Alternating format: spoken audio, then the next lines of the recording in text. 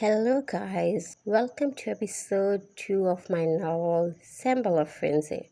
This novel has two couples, and both are romantic and powerful. If you haven't subscribed to my channel yet, please subscribe now and don't miss the next episode. Liam's big car came and stopped in his car porch. He got out of the car and moved toward the entrance door. He opened the entrance door and entered inside. Liam ran his eyes around in the lounge. She was not visible anywhere.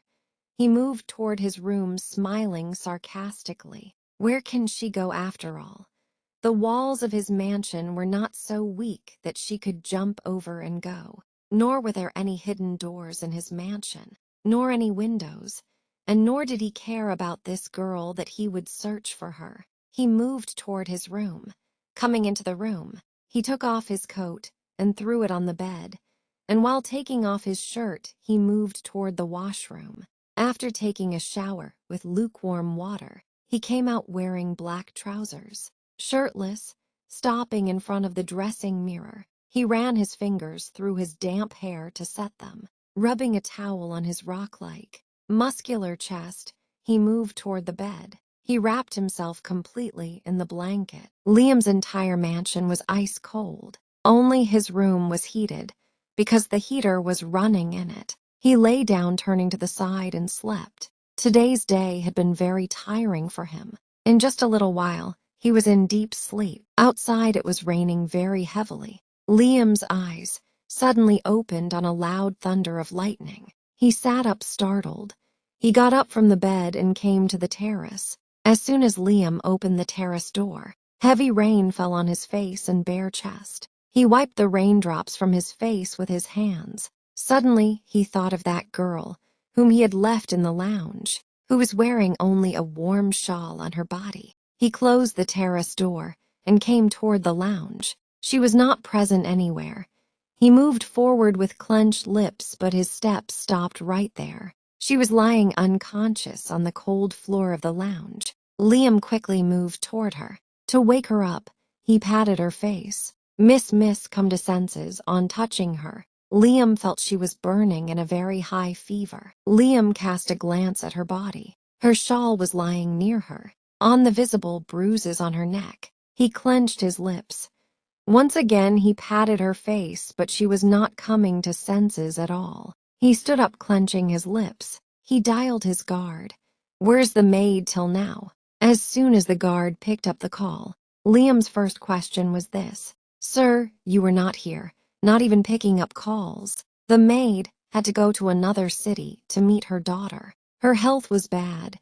Hearing the guards talk, Liam clenched his lips.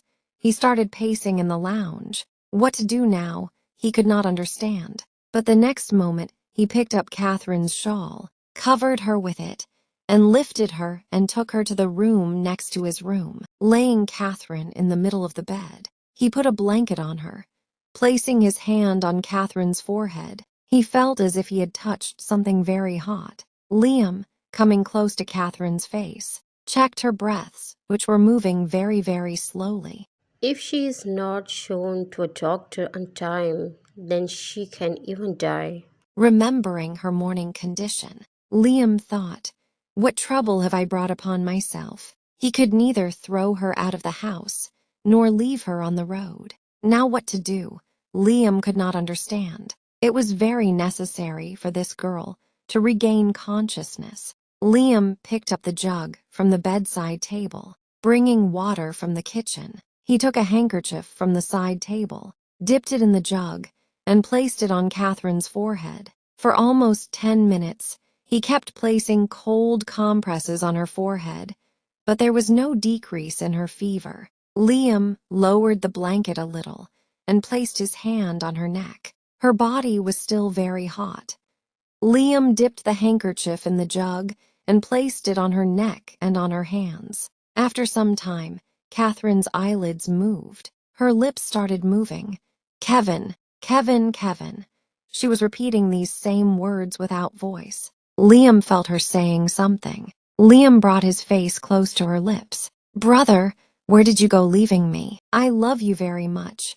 What is my punishment? I only loved, that's all, and I got such a big punishment for it. Please take me away." Hearing her words, Liam burned up. She had left her home for a boy, and now that boy had also left her. In Liam's view, those girls are not worthy of any mercy who trample the honor of their parents just for love. Liam felt like taking this girl's life. In anger, Liam picked up the water jug and poured it over Catherine. Catherine sat up startled, seeing Liam in front of her. She went back against the bed crown. Kevin looked at her angrily. Catherine looked into his eyes. Kevin, he had never looked at her with these eyes. She was not used to these eyes at all. Kevin, she involuntarily touched Liam's eyes. She was in love with these colored eyes. Liam angrily jerked her hand away, as if she were untouchable. He was sitting shirtless, staring at her. Catherine was feeling a lot of fear from him. She didn't even feel this much fear in her own mansion, alone in a room. Water, water. She felt thorns pricking in her throat. You want water. My heart wants to bury you in the ground. You who left your parents' house for a boy, Liam said, grabbing her by the arm and shaking her. What have I done? Catherine's voice was not coming out due to fear. If you take Kevin's name in front of me again, then I swear I will throw you in front of my ferocious animals, Liam said, releasing her arm and pushing her. Catherine fell face down. Liam stood near the bed, watching. Catherine, placing her hand on her mouth, started sobbing in a choked voice. Liam cast a hateful glance at her and left from there. Catherine, holding back her screams, once again became unconscious. He entered the gate, holding a bouquet in one hand and dragging a bag with the other hand. Only he knew how hard his heart was beating today, as if it would come out of his chest right now. Today, after 5 full years, he would see her in front of him, the one for whom he had punished himself by distancing her from himself, the one after meeting, whom he had to tell his madness, how much he suffered without her. As he entered the lawn, the whole lawn was glittering with lights. Everywhere there was laughter, and right in front, that enemy of the soul was cutting cake in someone else's arms, made as a bride.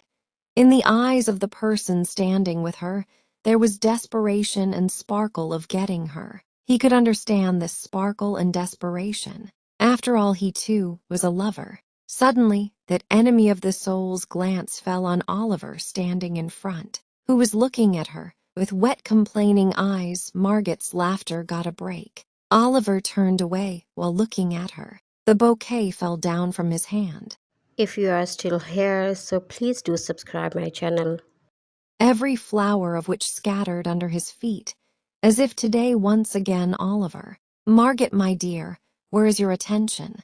Ethan, tightening the grip of his arms around Margot's waist, pulled her close to himself. I want that whenever you are near me, your attention should be only toward me, Ethan said, kissing Margot's forehead with love. Margot smiled and lowered her eyes at his loving gaze. Today was their wedding. Ethan was the person who loved her, taught her to love, and then also fulfilled it properly. Ethan, I have to go to the room for a minute. I have to rest for a while. This event was given by Margot's dad, which was set right in the lawn of their big lavish house, which was a gift from him for Margot and Ethan's wedding. Okay, my dear, come. Let me drop you inside, Ethan said, bringing Margot close to him lovingly. No, you stay here with the guests. Dad wanted to introduce you to his friends. I'll come back soon, she said with a smile and left. Ethan kept looking at her with love. Today was their wedding night, for which he was restless. Margot entered inside through the entrance door. This was not a house, but rather a palace. In the hall, there were round stairs which went upward. Margot started going upward. In the whole lounge, there was only the sound of her heels. After seeing Oliver, her heart was heavy. Why did he come back today, after so many years, when it was such an important day of her life? Margot, coming into her room, closed the door hard. Suddenly, she saw that person on the bed in front, hanging his legs down. lying with both his hands placed under his head. How did you come here? Oliver's smiling voice echoed. Are you asking me who knows every corner of this house? Why, Margot, why? Why did you do this to me? Why didn't you wait for me? A few years. Couldn't you wait for me for a few years? He grabbed Margot by the arm and pulled her close to himself. Leave me, Oliver. I am married now, and why would I wait for you? You neither made any promise nor met while leaving. Rather, you left me alone, lonely. Margot, was my love that weak that you couldn't wait for me for a few years? He said in pain. I don't know about love, but you are a weak person. It would have been better if I hadn't trusted you. You didn't just break my trust, but also Dad's. How much he loved you, she shouted. Please forgive me. Come back to me. He broke into tears. Come back to you. Today I got married. Should I leave that person who fought with everyone and accepted me? And you, because of your so-called compulsion, made a spectacle of me and left. She said, flaring up. Margot, you used to love me. Oliver said restlessly. A sarcastic smile ran across Margot's face. What love is, I came to know after meeting Ethan. Yes, I liked you. It was my childhood. I trusted. What love is that I came to know after meeting Ethan. With body and soul, I am only Ethan's. Go away from here. Don't come again to ruin my life. She came out of the room again. Behind her, Oliver fell to his knees and started crying loudly. Everything of his head had been ruined today.